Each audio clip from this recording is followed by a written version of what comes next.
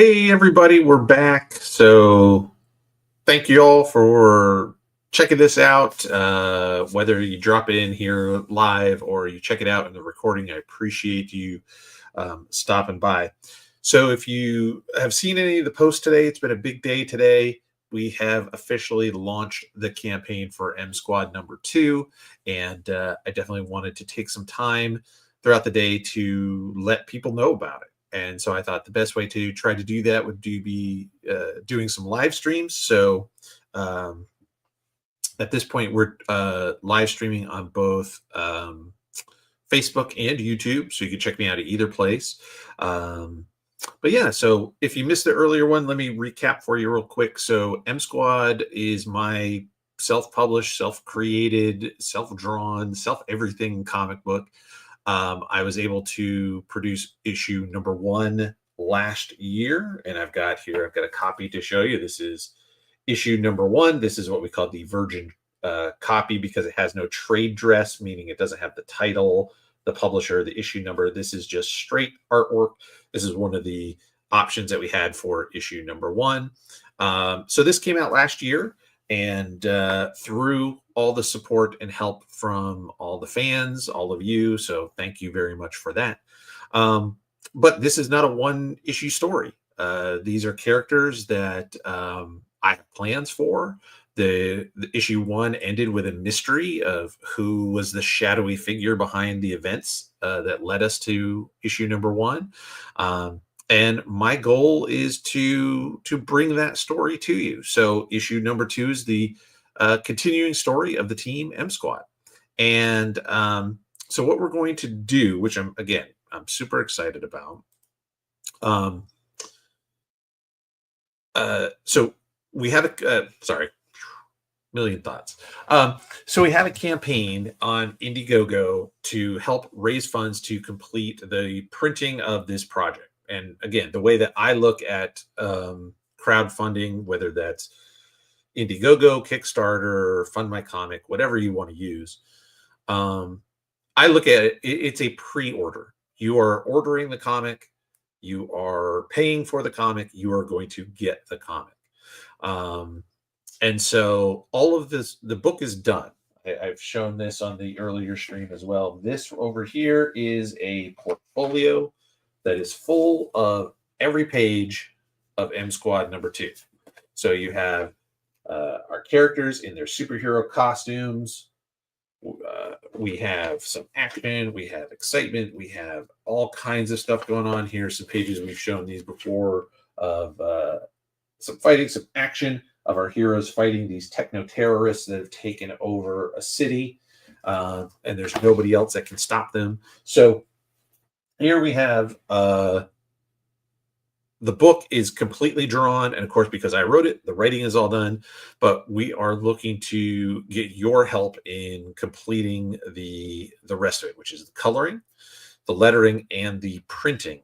So that's just a real brief introduction to what's going on, what the crowdfunding kind of is. So let me go ahead and show you what that campaign looks like and what we've got going on. So I'm going to start with the trailer video that we have that explains M Squad number 2, talks a little bit about some more, and then we'll go over the campaign real quick. And once we're done that, I'm going to get back to doing some live Photoshop coloring, and I'll show you kind of my process and what I do there. So let's start with the trailer video.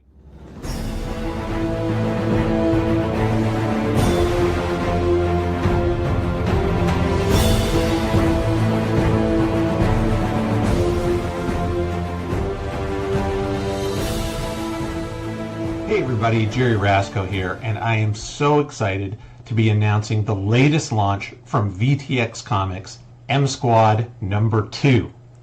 Thanks to all the success we had with our debut of M Squad number 1, we are continuing the story with this brand new 40-page action-packed issue. Our heroes, Gravite, Boldar, Nova, Frostbite, Bang, Yes, yes, sir, Mr. And Timmy. This is Spectrum live. This is I'm showing a answer the recorded call to video, save a city but from I destruction am by live. techno-terrorists. How will our team stack up against these villains in order to save the day? You'll also learn a little more about the background of one of our heroes. And will we answer the question of who is the shadowy figure that orchestrated the events in issue number 1? The only way to find out will be to purchase issue number 2 for yourself. We have some amazing cover options for you to choose from as well. We have cover A by yours truly, cover B by amazing manga artist Tenchi, and cover C by the incredible Duck Bacon. We will also have a blank sketch cover and another set of metal covers, just like we had for issue number 1. All of the artwork for this issue is complete. We just need your help to get to the finish line. I can't wait to get M Squad number 2 out to each and every one of you to enjoy. Thank you so much for all your support, and here's to even more M Squad in 2025. Thanks.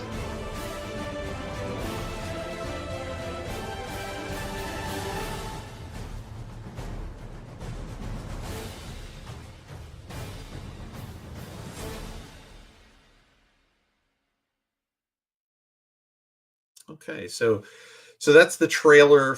It gives you an idea of what M Squad number 2 it looks like, kind of what the expectations are, what the characters are. If you didn't see M Squad number 1, and so yeah, I'm super excited to be able to not only just complete this story, or not complete this story because this is an ongoing story, but to continue the story.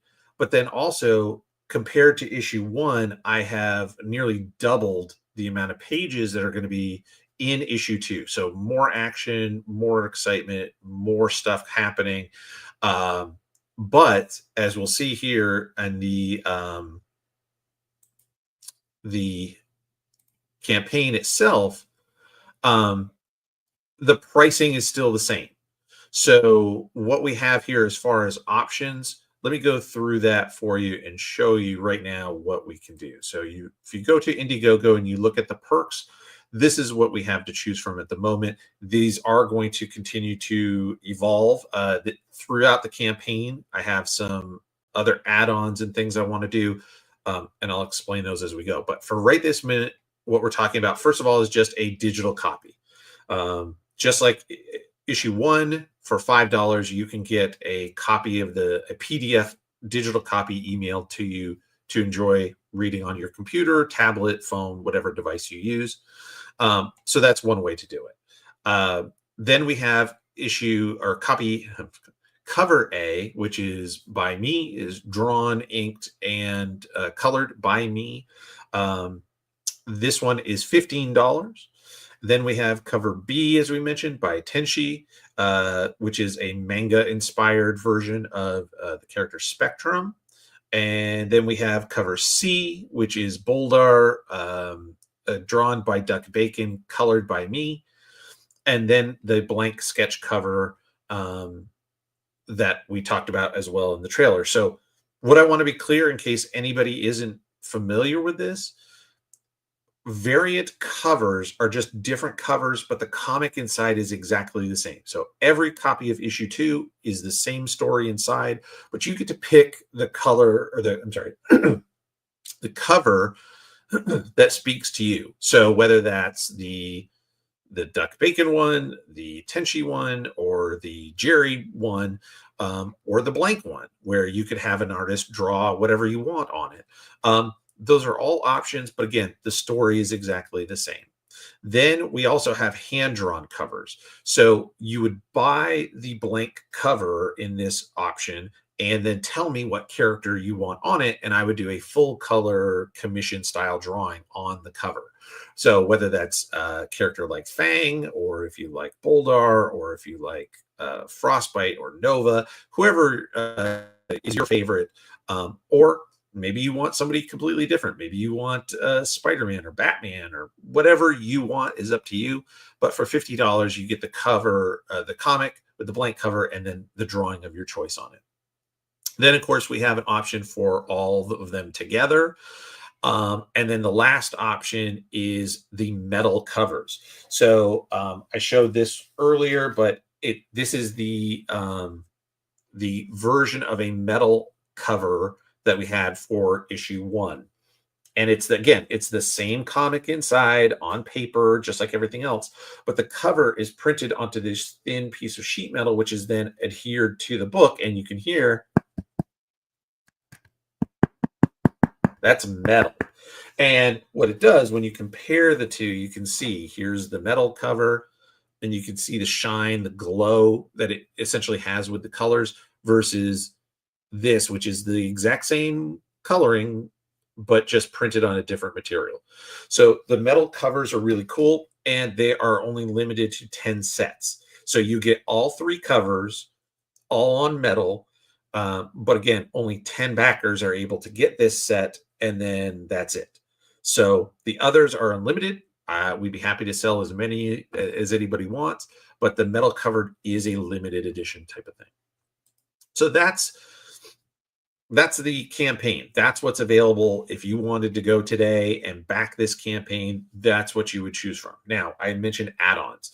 So what I will be working towards, I need to fix this and put it up, is what they call add-ons. So you pick your book and then you can add extra things to it. So for me, that's going to be original pages. So I am going to sell these original hand-drawn 11 by 17 pages to someone, to fans, if they're interested. So for example, if you wanted to be the first person to back and get this pinup, this splash page of M Squad in their full costumes, you could do that. That will be an available option. And then this other page next to it is what is referred to as a sequential page, because it has panels and the storytelling. This is also, a type of page that would be available. And then, but for a slightly lower price. So I'm going to be adding those in. Then the last thing I want to tell you about is something that's called stretch goals. So stretch goals are, Kyle, thank you. Yeah, the metal covers are amazing. I love them. I love the way they look. The shine, the glow to them are so cool. So that's why I've had to do them again for this campaign as well. So the add-ons.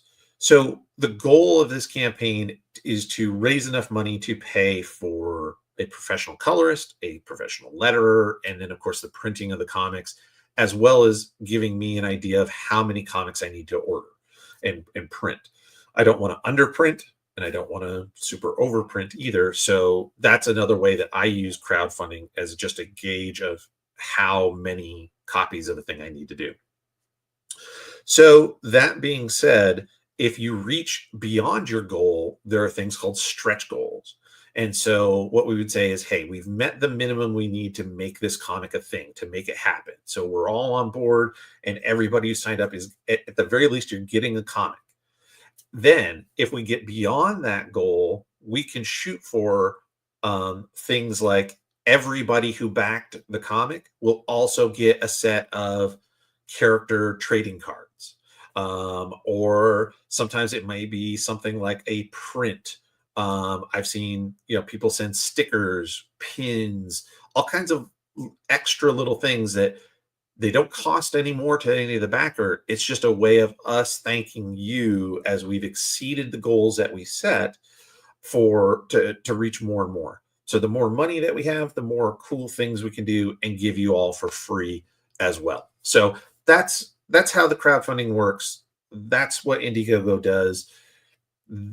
Check it out, please. And if you're interested in backing, please do so. The other thing I'll tell you is this campaign is an all or nothing campaign. And what I mean by that is I have a goal, and it's stated in the campaign. The goal is $3,000. If I don't raise $3,000, nobody is charged a dime. I don't collect any money. So this isn't a thing where my goal is $3,000 and I got $800 and I take that $800 and I just keep it. No, There's no risk to you. If you back this campaign and we meet our goal, you will get a comic book. If you back this campaign and we don't meet our goal, you're not charged a dime. So there's really no risk in checking this out. And if you're interested, backing. The last thing I will say about this that I will ask is, if you're watching this, whether you watch it live, whether you watch it later and a rerun or replay, please share the information. That's the biggest thing. Even if you're not a comic book reader or you're not interested in backing, please share the link, share the social media posts when you see them, share live streaming, information, let people know. Because one of the hardest things to do as an independent creator is marketing. Obviously, I have friends who I can connect to and reach out to. So, we've seen Matt and Kyle are people that I know, friends from my past who are here supporting me and helping me out, which is amazing. These guys have been terrific all the way through, going back to before M Squad #1. But I need to branch and I need to reach more people. And that's a huge thing that you can do. Everybody here can do to help me out, whether that's, without even having to back, without costing you a penny, is just share and let people know what's going on about M Squad. So there's my pitch. There's my sales pitch for M Squad #2. Again, I'm super excited about this. I think the campaign is going to be really cool. And I think the 40-page story, I don't want to spoil anything, so I don't want to give a lot away. There are some really cool action sequences. There's some really neat page turns. So what it means is, you read, obviously we read left to right, and you have page, over here, and then you flip to this page. And when you flip over, boom, there's a real big, exciting piece of action or surprise or art right there. And there's a lot of these in there, which is part of the reason I made it 40 pages, so that I could fit more cool stuff in. So I'm very excited about it, and happy to share it with all of you. So that being said, let me go back and show you what we were doing and tell you a little bit about this from earlier today. This is a actual page. So this is going to be page number 39 in the comic. And the idea is that for the comics that I do, I really like to wrap it up. So I've wrapped up our story in, I think it's page 30, let's see, 38. I'll tell you exactly. Which is why as I work and I do the pages, I put them in these portfolios so that I can flip through and see, what page is what, and put them in order, make sure the turns work, all that kind of stuff. Just super fun. So page 38 is the last page of story. Then you have this pinup in page 39. And page 39 is, again, this pinup is a character that's obviously within the M Squad universe. He is called the Flag, and he is America's preeminent patriotic superhero in my M Squad universe. And he is going to feature in as a character, as a supporting character, guest character in M Squad #3, which is already written, and I've already started working on drawing that one as well.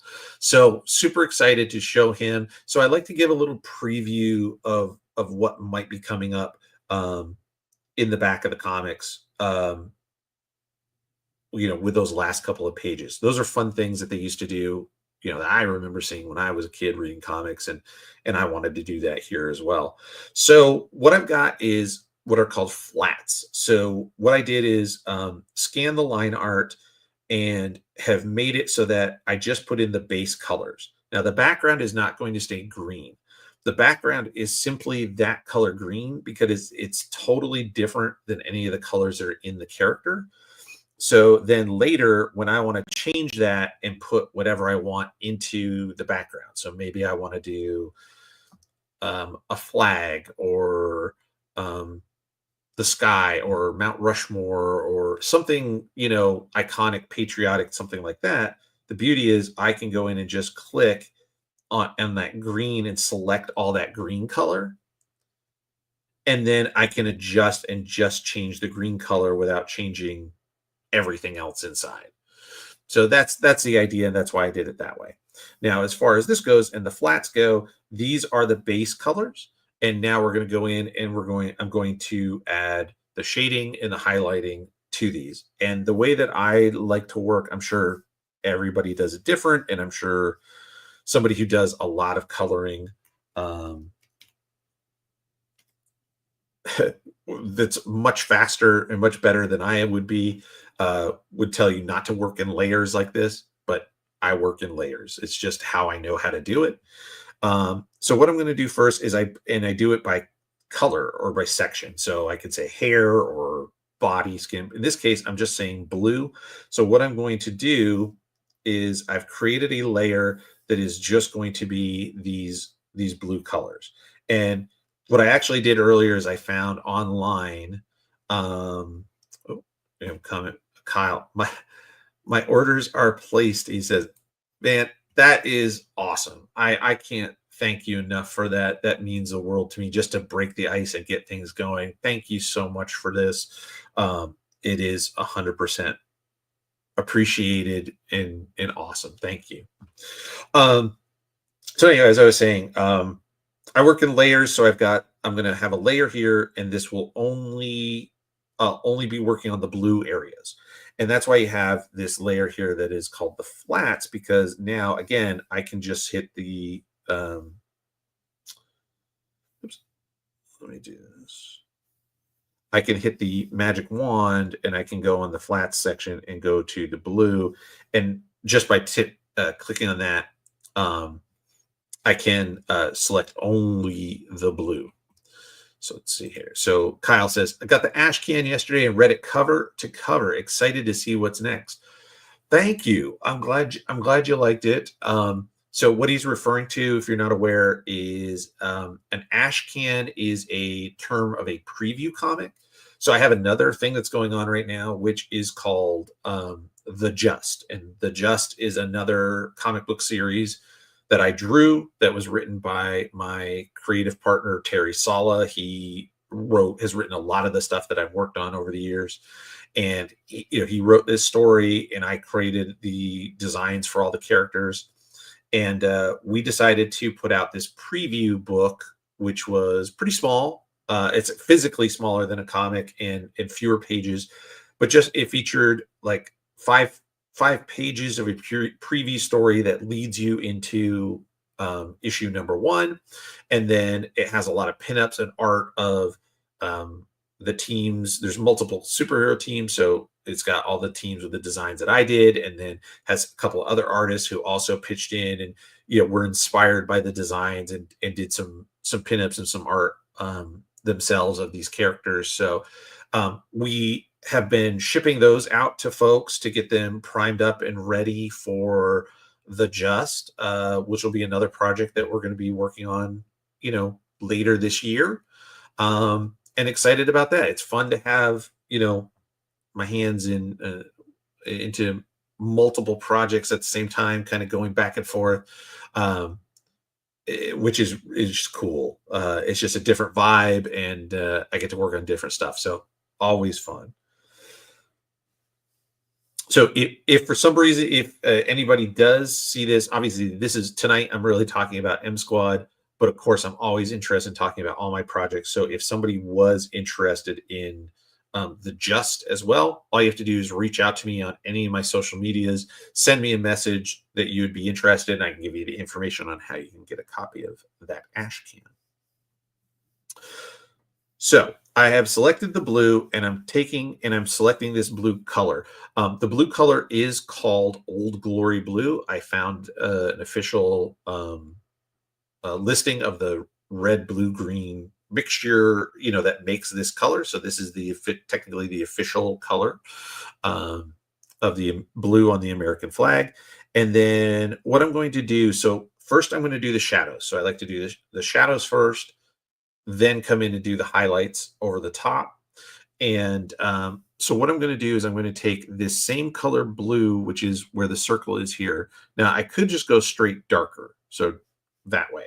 But what I like to do is come over more towards this black or this neutral gray and do it that way. And the reason is when something is shadowed, it's not just a darker version of that color. It tends to be more, the color gets bled out or becomes more neutral. So I mean, you can do it yourself. You can look at your own hand, and if you put your shadow over your hand, it's not just a darker tone of skin. It's actually has more gray to it. So I like to kind of come in and do a darker shade of that for my main shadows. Now, there's also a couple of different ways that you can work in terms of applying this. You can apply it with a brush, which is what I'm going to do, or you can use the tool itself to do gradients. A gradient is where cover or color goes from light to dark or dark to light. I may use some of those as well, but for now, I'm going to go ahead and pull up some brushes and use some brushes. So I want to do with the shadows. I'm going to do, which one do I want to use? Sorry.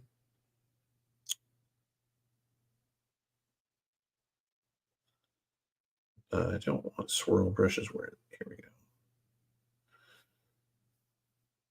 I'm going to start with something like this.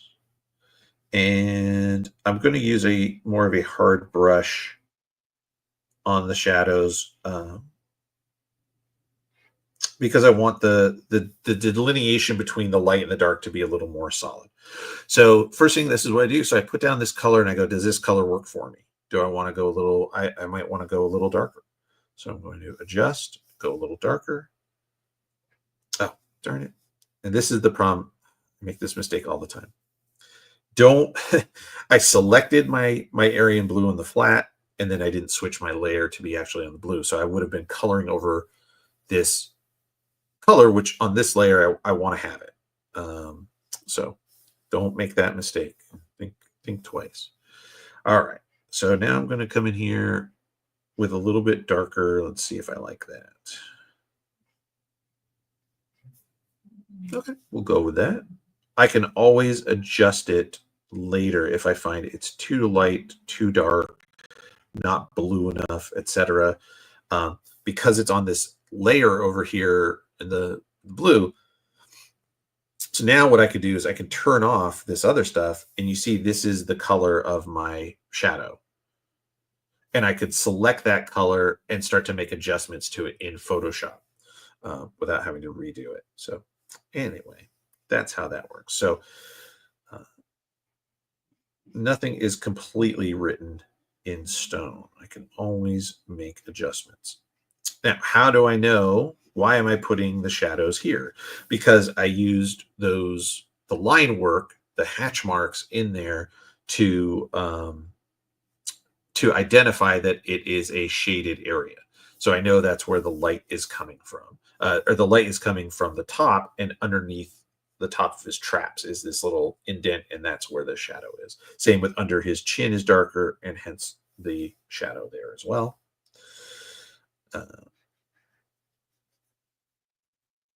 We're going to shade the bottom of the shoulder. I don't remember the name of the shoulder muscles.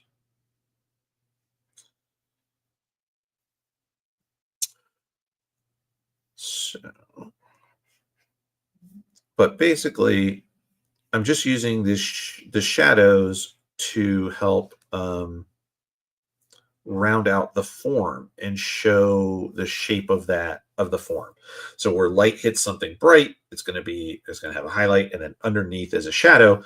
And again, and that helps bring it to life and give it a more three-dimensional form instead of just a flat color like it is right now.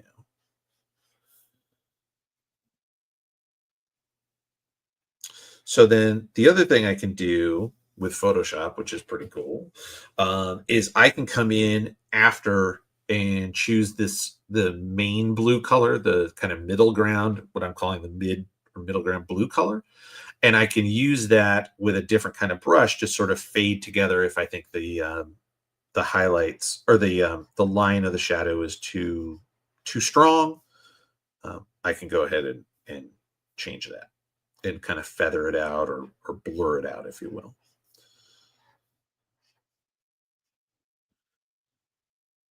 So then I'm going to go under here.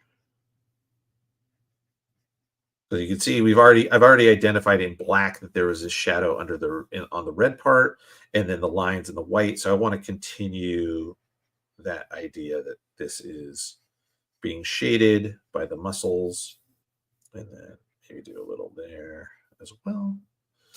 And that's pretty much where your darkest blue shadows would lie here.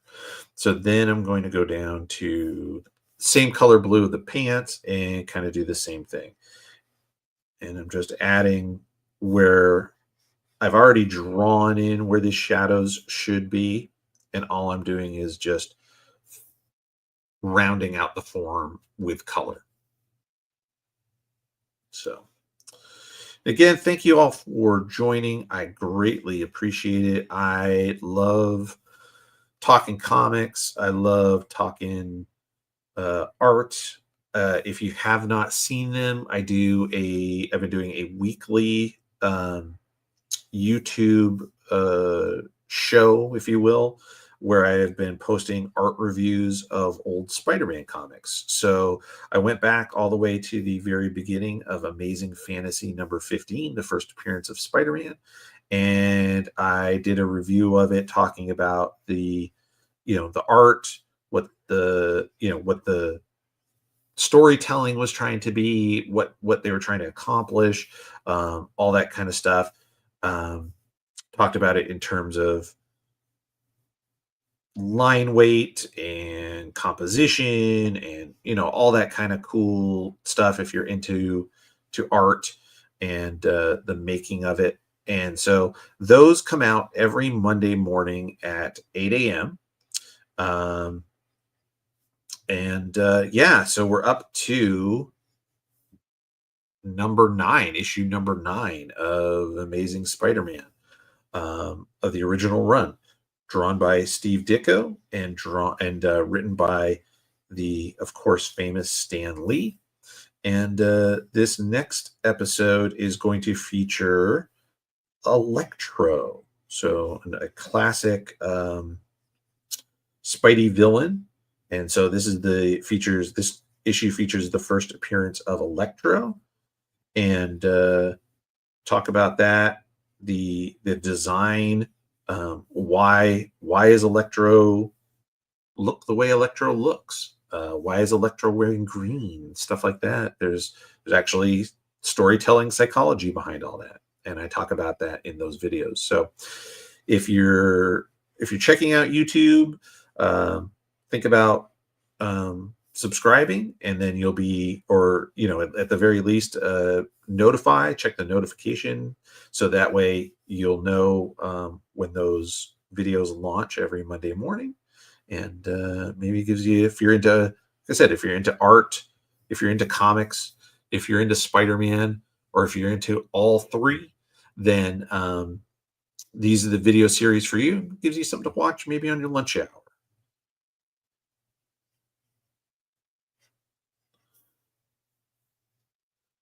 So again, thank you all for joining. Thank you for checking this out. Again, I appreciate it. None of this could be done without you. And that's not just true of independent comics, but it does mean a lot more for independent comic creators. If you're not aware, I talked a little bit about it earlier today. Like, what does it mean to be an independent comic creator, or what we call an indie creator? So what it means is that you have somebody like myself who is just a artist. I'm just a creator. I'm on my own. My creations are not owned by a large company. So when you take comics like Marvel and DC, Marvel is owned by Disney. DC Comics is owned by Warner Brother Discovery. They make decisions on, the storylines, what comics are going to be made, which ones aren't, all based on, the economics and a corporate mentality. Independent comics are truly that. It is comics made by independent artists who are just looking to tell their story. And so, if 50, let's say on an okay month, let's say 50,000 people buy a copy of whatever issue of Daredevil is out right now from Marvel, that's great. That doesn't make or break, Disney. But if 50,000 people bought a copy of M Squad, that would be, life changing. And so independent comics means you're doing it yourself. You don't have the company, with marketing behind you. You don't have editorial telling you which direction we're going to go because market share says this is hot and this is not. Everything is me. I'm I'm the art department. I'm the editorial department. I'm the marketing department. I am the publishing department. I am the shipping department. I'm the complaints department. I'm all of it. And so that's what it means to be an independent comic creator.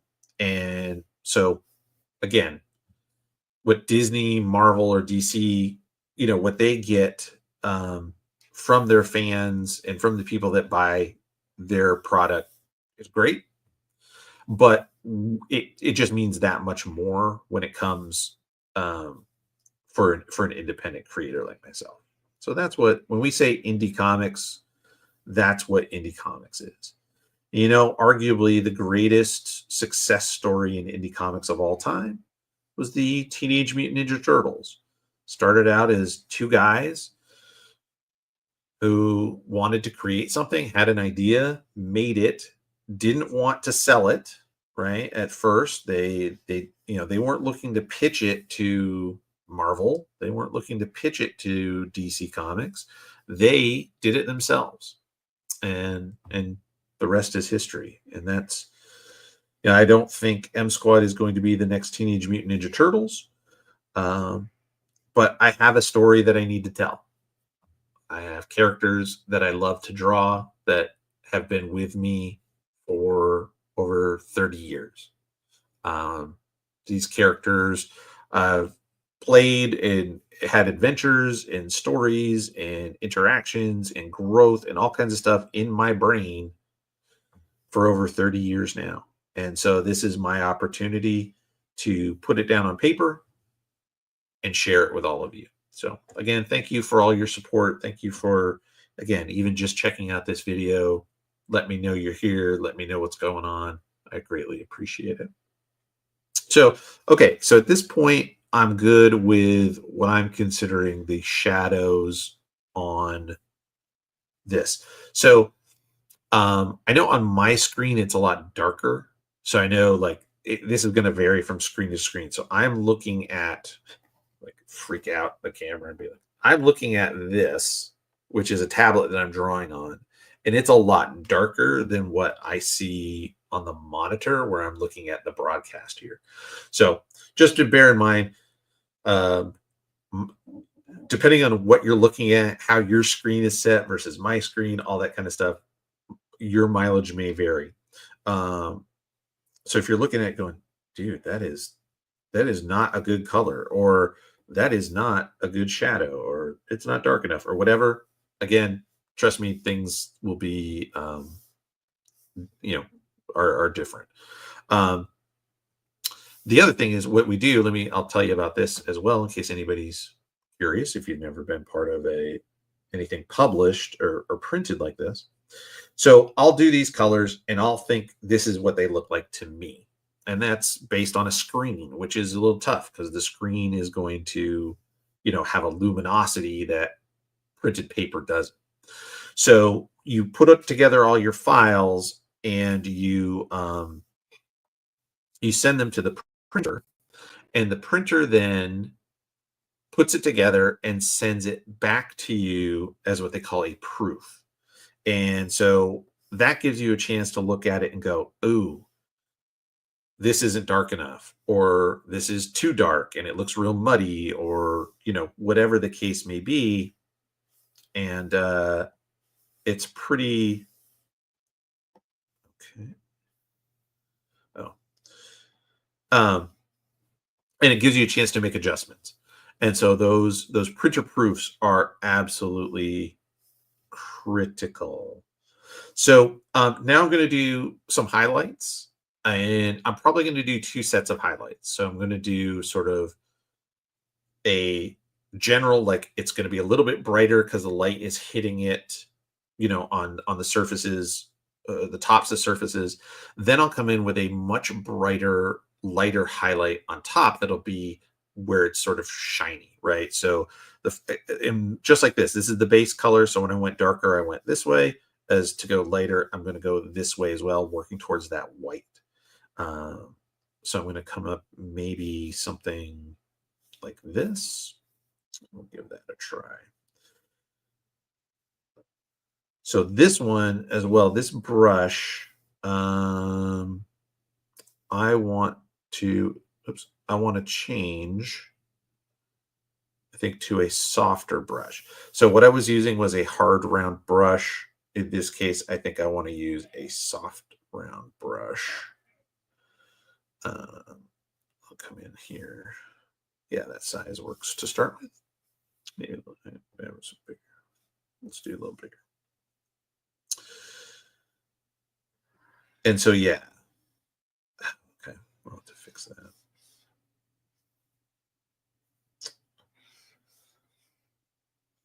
So this is giving me more of that, where the shadows are more hard line. This is more soft light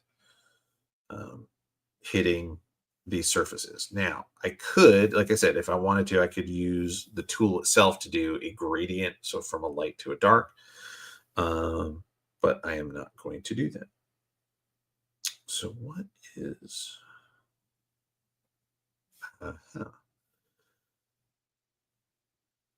Need to...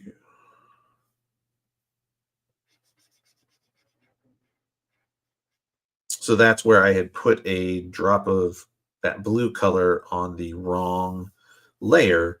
So then when I came in over the top, it wasn't changing. And so we don't want to do that. Let's see. Why is this? Oh, because I'm doing eraser. There we go.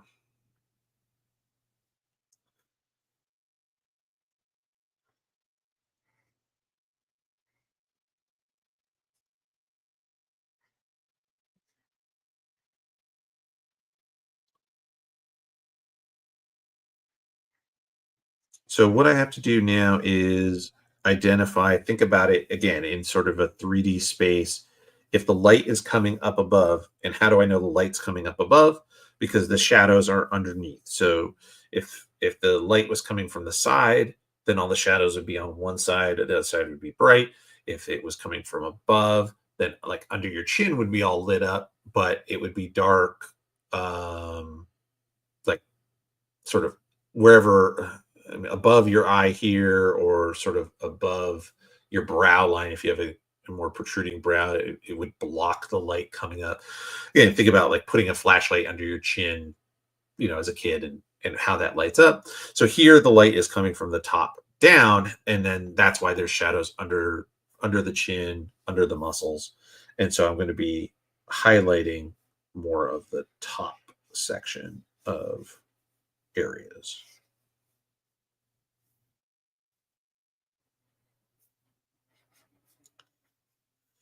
And for this, again, this is more of a general light striking it, and that's why I'm using the soft brush. And then what I'll do is, as I go and do the highlights, which is where the sort of shiny superhero material is picking up, sort of reflecting that light back. That is when I'll go back to the hard edge brush and not use this soft, the soft brush. So the collarbones, again, kind of protrude. So that's going to catch the light, and then it's going to fade down some um, onto the chest.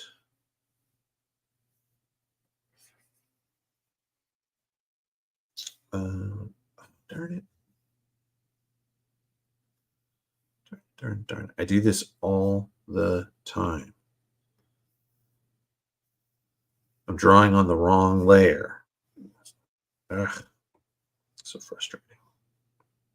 And so you can see when I was on the wrong layer, I was on the line art layer. As I put this light blue over the top of it, it starts to cover up the black lines, which we do not want. We want nice, crisp black lines everywhere. Why didn't y'all let me know what I was doing wrong?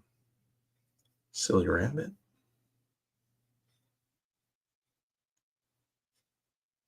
But yeah, that is one of the things. And again, this goes to show, like, I do draw, or I do color. Most of the time when I am coloring a piece, it's hand colored.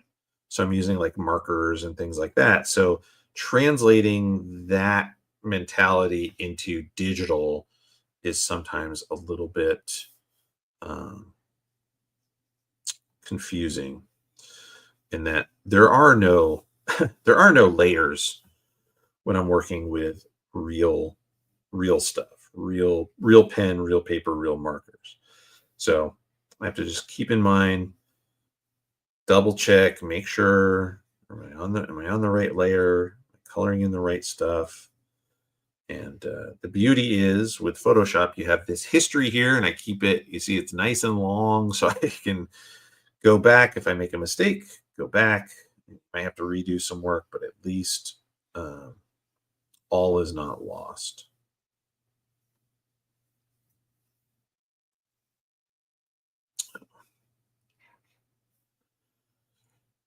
Again, so this is, as we go along, for anybody who catches this up later, this is the flag, aka America's preeminent patriotic superhero in the M Squad universe, and who will be a guest in M Squad issue number 3. We right now, of course, are primarily focusing on M Squad number 2 as we get that done. But it goes to show, I have plans. I have multiple multiple issues written out, ready to go. I've started drawing pages for issue 3 already. I've got my villains all set to go. And then in the story, the flag is going to make an appearance and help our heroes.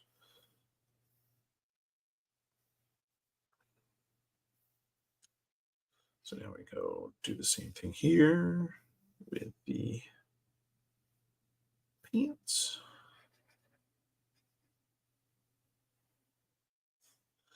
So again, what I'm thinking of is, where would, if the light's coming from above, where is the light going to strike? And I'm basically just trying to do sort of the same thing I would do if I was coloring this in by hand with markers.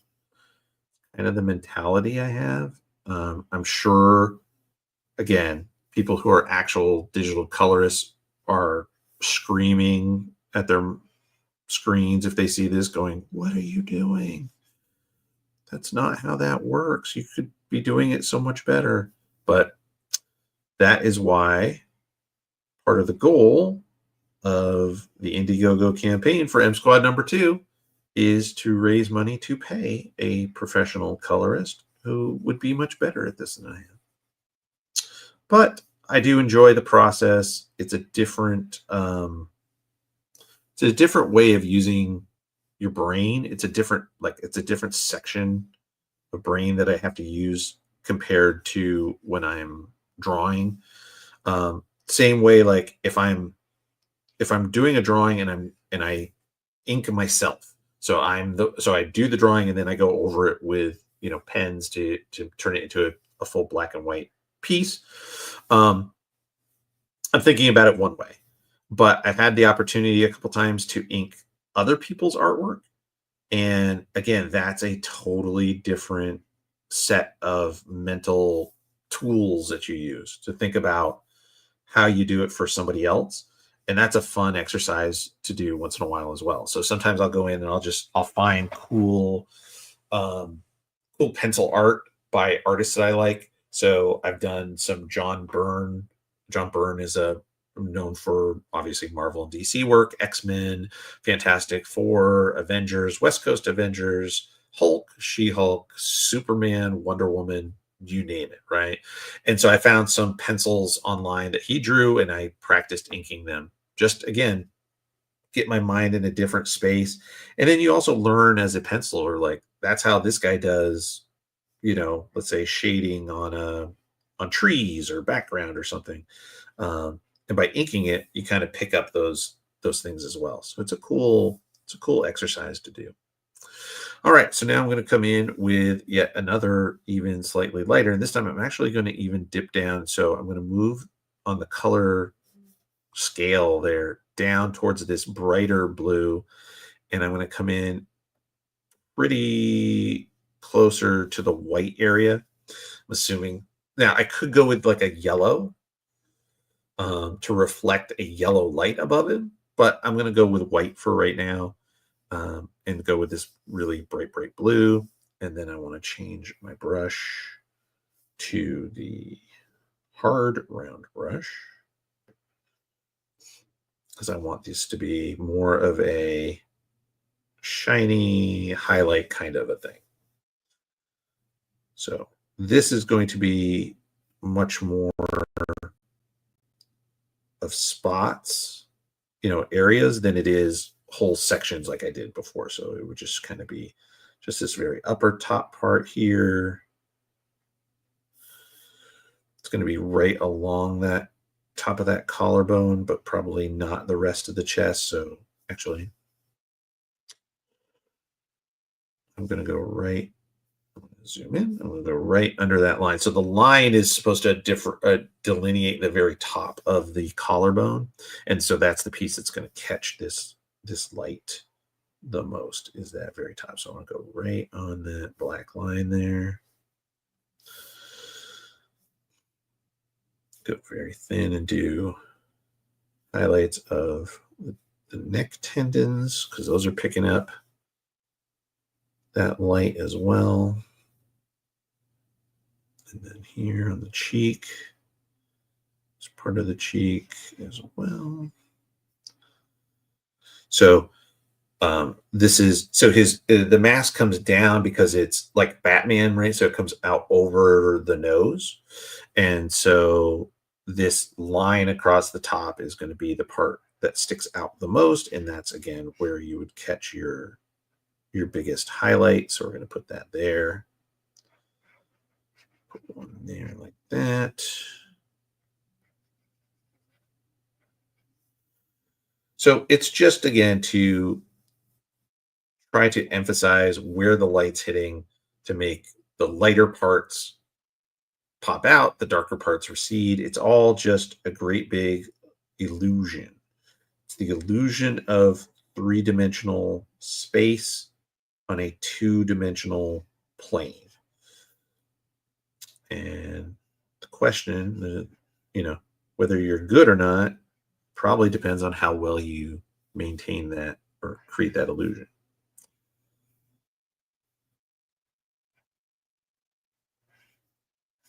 That's the thing. The best artists who do it, you don't even think about it. You just see it and you go, oh, that looks cool, or that looks real, or that looks, you understand what they're doing. And that is because they're really good at that illusion. But that's all art tends to be, is just really focusing on that illusion. So let's see. Again, so as the light is coming from the top down, let me zoom back out all the way so you can see. So he's bent slightly forward at the upper, maybe chest, torso part. this leg is coming out, this leg is going down. So the bottom of this leg is probably going to pick up more light than necessarily the bottom of this leg. So just to kind of walk through my thought process real quick and what we're trying to do.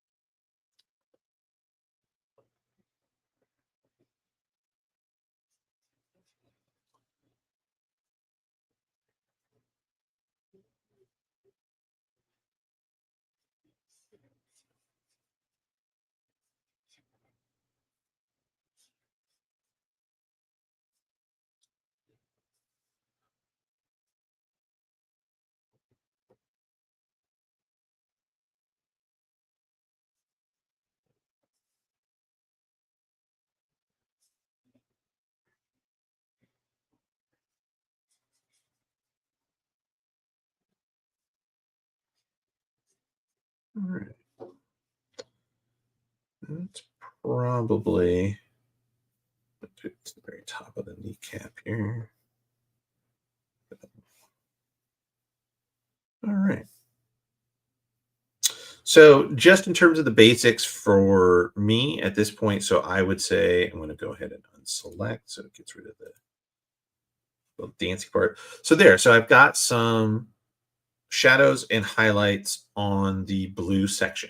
And so you can see if I go ahead and just shut that off, we go from this to this. And immediately it starts to really flesh out that character. The head starts to come forward from the neck, right? When you go like this, it's a super flat. You can't tell, everything blends together. And here we've got some of this form. We're starting to create those 3D forms there. So, all right. So we've been going about an hour, and that was kind of my goal was to do that. And again, show you what we're doing, talk about the campaign. I'm going to make sure that I save this and get some interest and get some activity going. So thank you very, very much, everybody who came on. Thank you, Matt and Kyle, for commenting during the video. I appreciate that a lot. I'm hoping to continue to do more broadcasting, more pre-recorded videos like my Spider-Man video, more live streams like this. And I'm hoping to continue to grow the audience and get more interaction with everybody. So that this is an ongoing process with us together. Together, we are going to make M Squad #2 a reality. We're going to make it happen. So thank you all so much. Let me do this one more time for everybody. Let me go ahead. I'm going to play the trailer again very quickly, show the campaign one more time, and then we'll be out of here. So.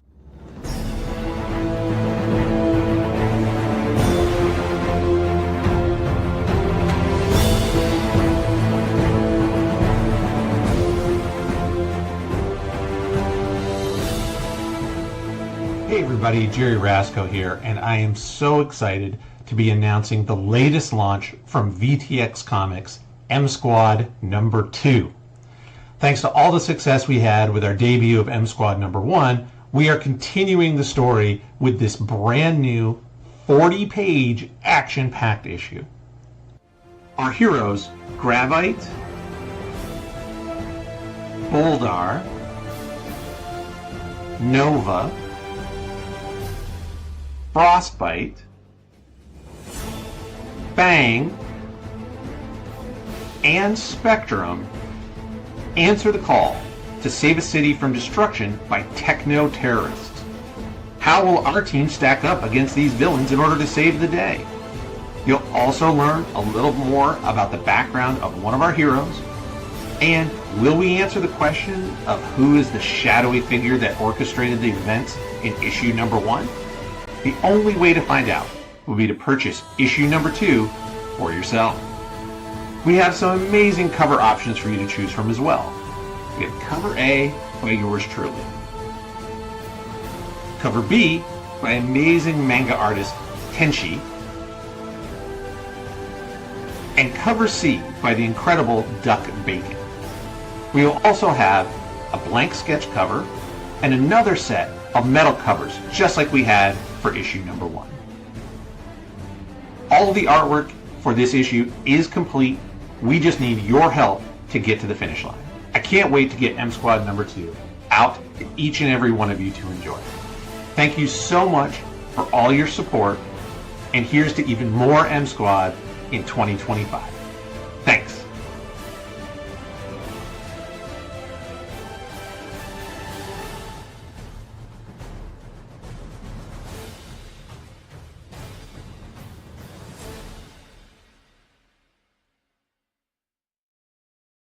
Okay, so there's the trailer, and then real quick, let me go ahead and show you the campaign one last time. Here we go. All right, awesome. So we have 2 backers. So we're on a roll. This is phenomenal. So things have gotten started, and thank you so much for that. I appreciate it. It means the world to me. So the campaign is going to be going on for 60 days, and we need to meet our goal within 60 days. If we don't, then again, nobody is charged. So this is a no risk opportunity for you, the backers, to go ahead and decide if you want to follow up and back this project and back this campaign. If you do, there are several options for you to choose from. We'll look at the perks. You can choose from just a digital PDF copy. There are 4 different covers to choose from. There's one by me. This is completely drawn and colored, inked and colored by me. This one is by Tenchi, who is a manga artist, and this is the manga version of the character Spectrum.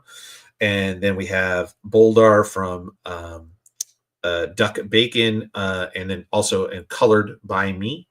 Then you have the M Squad blank sketch cover. That is cover D. And that is one, again, all these come with the exact same comic inside. It's just a question of what do you want the cover to be?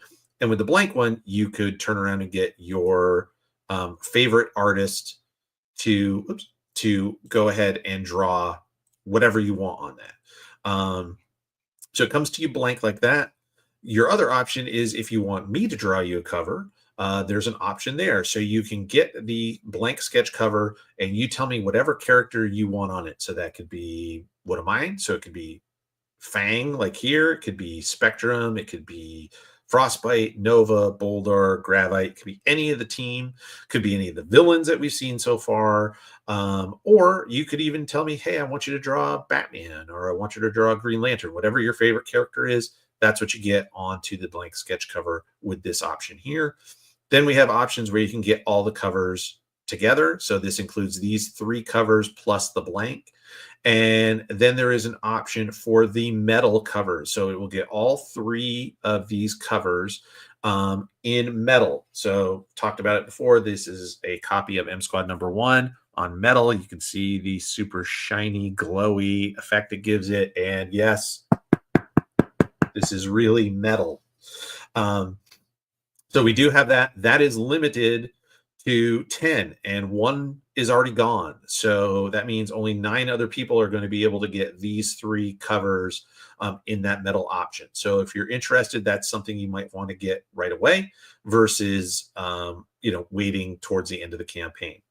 Once we do reach goal, if we reach our goal in the 60 days, then we'll go into what's called on demand. And that means it's open and people can add other things to it. So if we have an option for the original art, like I talked about earlier, or we start to do things like, who knows, if we raise enough money, we could do things like t-shirts or hats or, all kinds of different merch, M Squad branded merch. those would be things that you could add on later in the on-demand section potentially. So, but first things first, we're focused on our goal to get this produced, and we've already kicked off and we're on our way. So thank you both for our two backers very much. I really appreciate it. It truly means the world to me. So we're going to go ahead and come back here. And again, just thank you. If you have the opportunity to view the video, please, check it out. If you're on YouTube or Facebook, leave comments. I always check all the comments about, what people think. If you have any questions, reach out to me. The video there, the trailer, which is also in the Indiegogo page, has all of my social media links there. You can see how to find me on social media.